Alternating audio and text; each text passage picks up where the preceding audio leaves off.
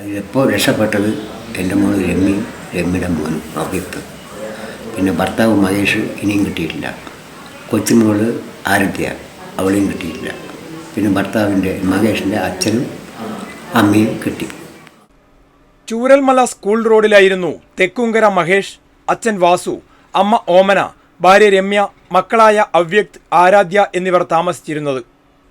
നാടിനെ ഒന്നാകെ ഉരുളെടുത്ത ആ രാത്രിയിൽ ഇവരുടെ വീടും വീട്ടുകാരെയും ഉരുൾ കൊണ്ടുപോയി. രക്ഷാപ്രവർത്തനത്തിനിടെ രമ്യയെ ഗുരുതര പരിക്കുകളോടെ മേപ്പാടി വിംസ് ആശുപത്രിയിലെത്തിച്ചു. രമ്യയ്ക്ക് എല്ലാം ഓർമ്മയുണ്ടായിരുന്നു. ഞാൻ ഐസിന്ന് ഇറങ്ങിയ ശേഷമാണ് മോനെ ഉള്ളൂ എന്നുള്ള കാര്യം അറിഞ്ഞത്. അതുവരെ ഏട്ടനും കുട്ടികളും അമ്മയും അച്ഛനും എല്ലാവരും പുറത്ത് എന്നെ പോലെ അതുപോലെ ട്രീറ്റ്മെൻറ്റിലാണെന്നാണ് ഞാൻ കരുതിയത്. 1 മാസത്തിന് ശേഷമാണ് അവനെ കണ്ടത്. തലയ്ക്കും തോളിനും കാലിനും സർജറി കഴിഞ്ഞ് ICUവിൽ കിടക്കുമ്പോൾ മറ്റേതോ കിടക്കയിൽ ആശുപത്രിയിൽ മറ്റുള്ളവരും ചികിത്സയിലുണ്ടാവുമെന്നാണ് കരുതിയത്. എന്നാൽ മകൻ അവ്യക്ത് മാത്രമാണ് ഈ ലോകത്ത് ബാക്കിയായതെന്ന് രമ്യ അപ്പോൾ അറിഞ്ഞിരുന്നില്ല. 1 മാസമായി നടക്കുന്ന തെരച്ചിലിൽ മഹേഷിനെയും മകൾ ആരാധ്യയെയും ഇതുവരെ കണ്ടെത്താനായില്ല. ഇതിനിടെ നടത്തിയ തെരച്ചിലിൽ മഹേഷിന്റെ അച്ഛൻ വാസുവിന്റെയും അമ്മ ഓമനയുടെയും മൃതദേഹങ്ങൾ ലഭിച്ചു. ദുരന്തം നടന്ന് 8 മണിക്കൂറിന് ശേഷമാണ് അവ്യക്തിനെ രക്ഷാപ്രവർത്തകർ തോട്ടത്തിൽ ചെളിയിൽ പുതഞ്ഞ നിലയിൽ കല്ലുകൾക്കും തേങ്ങകൾക്കും ഇടയിൽ കണ്ടെത്തുന്നത്.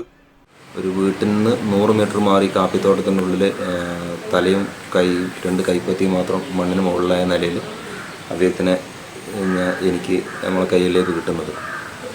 അപ്പം ആ വീട്ടിനകത്തേക്ക് വേറെ ആരെങ്കിലും ഉണ്ടോ എന്നുള്ള സെർച്ചിങ്ങിലായിരുന്നു ആ സമയം വരെ ഞങ്ങൾ 1.5-2 മണിക്കൂർ.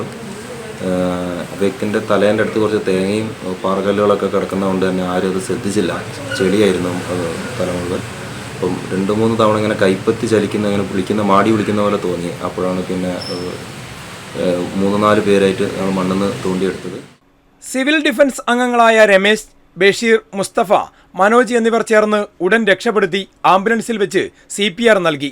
ഇതിനായിട്ടല്ല ഞങ്ങൾക്ക് കിട്ടിയിരുന്നത്. ആംബുലൻസിൽ എടുത്തു തരുന്നത് ഞങ്ങൾക്ക് വേറെ രൂപത്തിലാണ് തരുന്നത്. അങ്ങനെ യാത്ര ചെയ്ത് കുറച്ച് മുന്നോട്ട് പോയപ്പോഴാണ് ആ വ്യക്തിന് എന്തോ ഒരു ചലനമുള്ളതായിട്ട് തോന്നുന്നത്. അങ്ങനെ ഈ ചളിയെല്ലാം കയറിയിട്ട് മൂക്കിലും വായിലൊക്കെ ചളിയെല്ലാം കയറുന്നത്. അതെല്ലാം സെക്ക് ചെയ്ത് മാറ്റി CPR കൊടുത്ത സമയത്താണ് ശരിക്ക് ആ വ്യക്തിൻ്റെ ആ ചലനം ഞങ്ങൾക്ക് ശരിക്കും പുറത്തേക്ക് വരുന്നത്. പിന്നെ ഞങ്ങളെ തന്നെ മറന്നുപോയി. കോഴിക്കോട് മെഡിക്കൽ കോളേജ് ആശുപത്രിയിലാണ് ആദ്യം എത്തിച്ചത്. ഉരുൾപൊട്ടലിൽ കുട്ടികളെ നഷ്ടപ്പെട്ട മറ്റൊരു കുടുംബമാണ് തങ്ങളുടെ കുട്ടികളിൽ ഒരാളാണെന്ന് കരുതി 5 ദിവസം വരെ അവ്യക്തിനെ പരിചരിച്ചത്. 5-ാം ദിവസമാണ് കുട്ടി അവ്യക്താണെന്ന് തിരിച്ചറിഞ്ഞത്. 18 ദിവസം ICUവിലും പിന്നീട് വാർഡിലുമായി 1 മാസത്തെ ചികിത്സ കഴിഞ്ഞ ദിവസമാണ് വയനാട്ടിലെത്തിയത്. വേറെ ആൾക്കാർ നോക്കിയതാണ്. നാടേസാരുടെ മക്കളാണ് രക്ഷപ്പെട്ടവരൊക്കെ വന്നിട്ടുണ്ട് കാണുന്നു. അവ്യക്തി വീട്ടിലെത്തിയ അന്നു തന്നെ രമ്യയും ഡിസ്ചാർജായി. അങ്ങനെ ഭർത്താവും ഇളയ മകളുമില്ലാതെ അമ്മ മകനെ കൺകുളിർക്കെ കണ്ടു. ഇപ്പോൾ കൽപ്പറ്റയിലെ വാടക വീട്ടിലാണ് രമ്യയും അവ്യക്തും രമ്യയുടെ മാതാപിതാക്കൾക്കൊപ്പം മുത്തശ്ശിക്കും ഒപ്പം താമസിക്കുന്നത്. CV Shibu, Wayanad Vision, Kalpetta. കൂടുതൽ വാർത്തകൾക്കും വിശേഷങ്ങൾക്കുമായി Wayanad Vision Facebook page follow ചെയ്യുക. യൂട്യൂബ് ചാനൽ സബ്സ്ക്രൈബ് ചെയ്യുക.